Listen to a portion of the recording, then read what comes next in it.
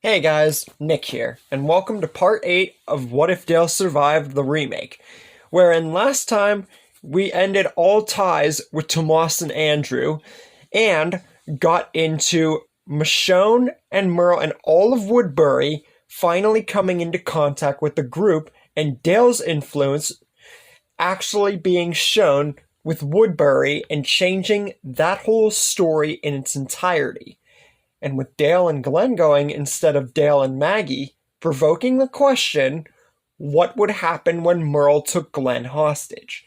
And that's where we are going to recap and begin this part of the tale. After Merle gets Glenn hostage, after waiting forever, it seems, for nothing to happen, seeming like he's never gonna find his brother with all this just sitting around, and this seemed like a waste of his time.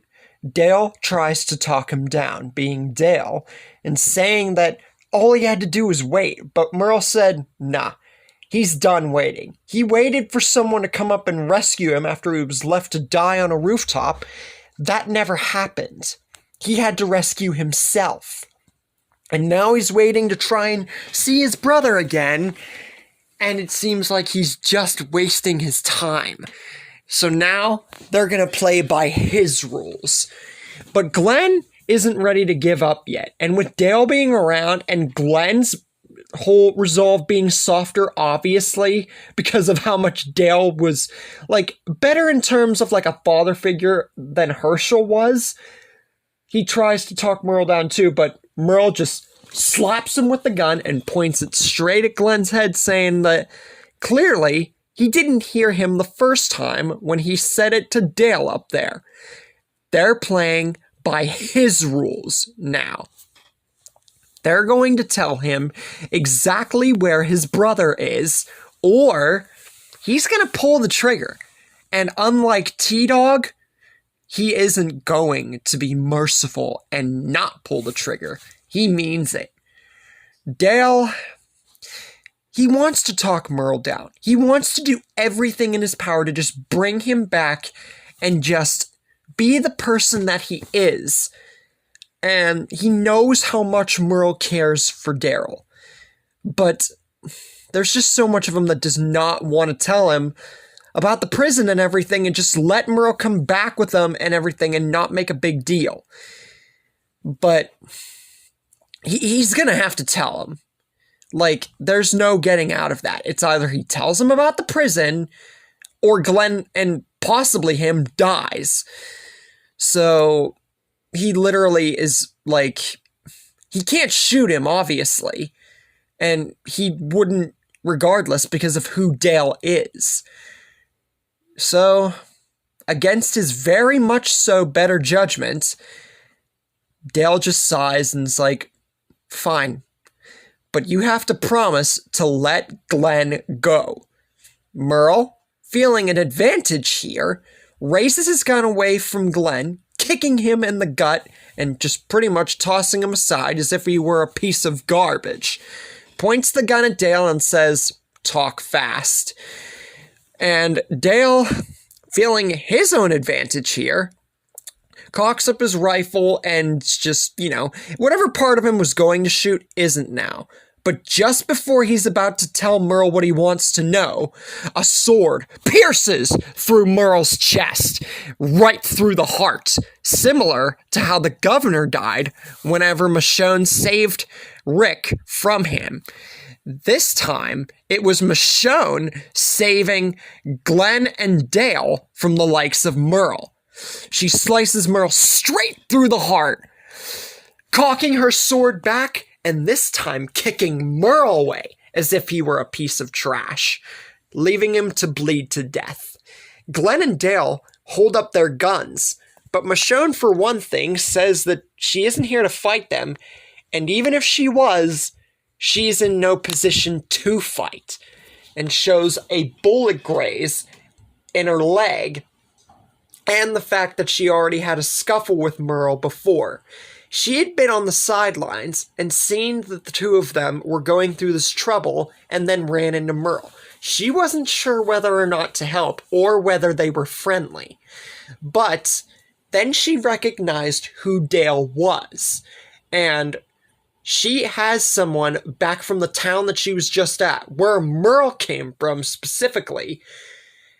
A girl named Andrea spoke fondly and a lot about her, a guy named Dale, over the winter, and goes on to say that if he truly is Dale, she's the one who was with Andrea all this time, and that she's actually alive. And she's kept her alive all this winter time, and they've been in a town called Woodbury for some time. But before Dale can inquire more, hearing Andrea and being all shaken up about this revelation, and the fact that Merle was just killed by this lady, Michonne unfortunately groans and gasps in pain. Because of this being drawn out and not almost immediately happening, like Glenn and Maggie's tale, Michonne is near to passing out like before in the original. And Dale and Glenn have to figure out what to do. On one hand, they are thankful that Michonne saved them from Merle, and even though Daryl's going to be very enraged at this, they feel that because she helped them and knows about Andrea, that they should bring her back to the prison and figure out a game plan. But Dale says, no. Glenn can go ahead and bring her back, heal her up, and get the formula to the baby. But him, he's going to go to Woodbury alone. After thinking that Andrea had been dead for so very long, letting her be and just thinking that it was just over for her, now hearing that she's alive and Merle was there too, he can't sit this one out. He is going to go and find Andrea. Glenn wants to stop Dale, but even he knows how much Dale and Andrea meant to each other. Even though Andrea, was mad at Dale from time to time, he knew about all of what happened, obviously. And how much he cares for Dale, he can't take away the fact that he cares for Andrea. And just lets it happen. He takes Michonne, who is still awake, mind you, but she is slowly passing out because of the drawn-out exposition here that we had gotten here. So, Glenn and Michonne, along with the formula, go back to the prison and are going to tell everybody about what happened. Meanwhile, still at the little store, mind you, Merle has reanimated as a walker because no one put him down. It pretty much all happened at once, mind you. Merle was stabbed through the chest, and then Michonne made herself known, and then all that happened.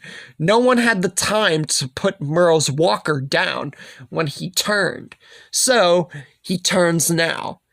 Dale cocks his rifle, and it's like, well, unfortunately, Daryl might not be happy about this, but it's what needs to be done.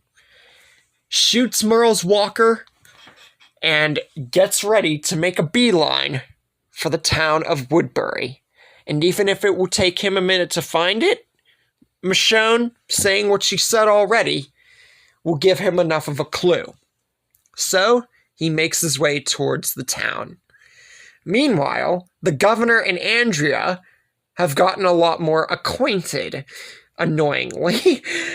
And soon enough, while they're in a little bit of a session, everybody hears a shot from outside, and then another, and then another.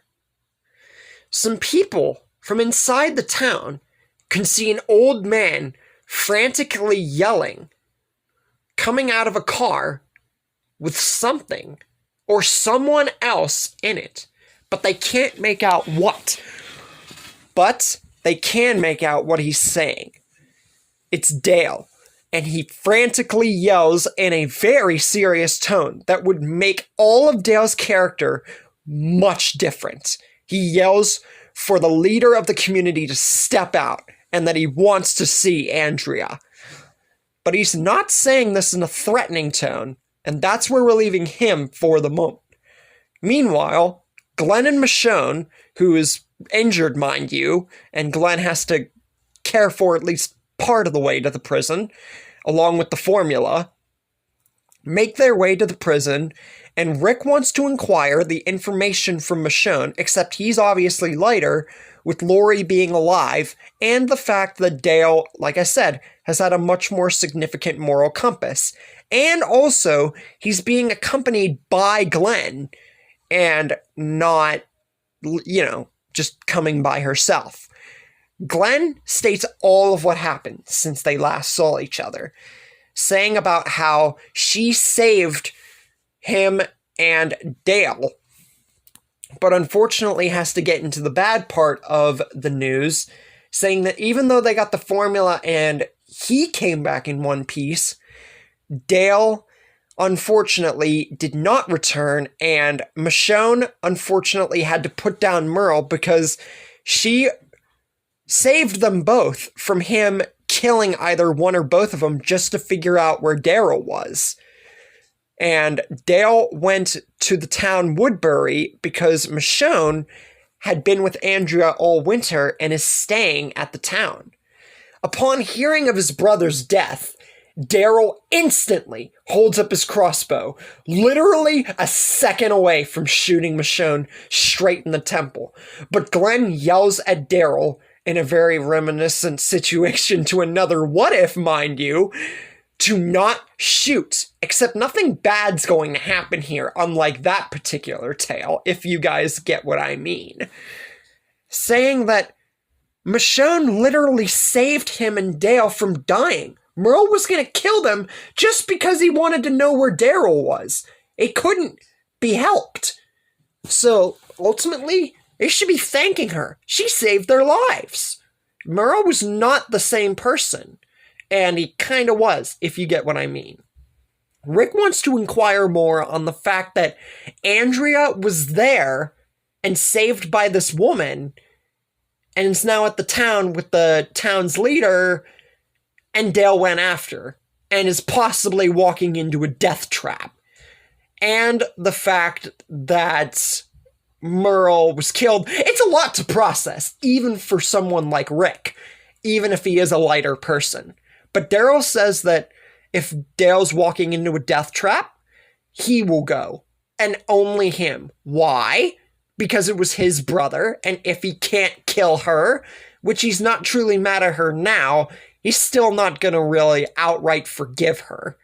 But he's willing to push past this to save Dale's life, and to at least get vengeance on someone. And that will be the town's leader if all does not turn out all right. But will all turn out all right? Is Dale's conversation with the governor going to lead to promising results, getting Andrea back? Will Dale end up staying at the town Woodbury under some weird circumstances? Or has he just signed his own death certificate by even going to Woodbury and with the death of Merle, even though it wasn't on his hands? That's all for now. Hope you guys like this episode. Like and subscribe, comment, and I will see you guys next time.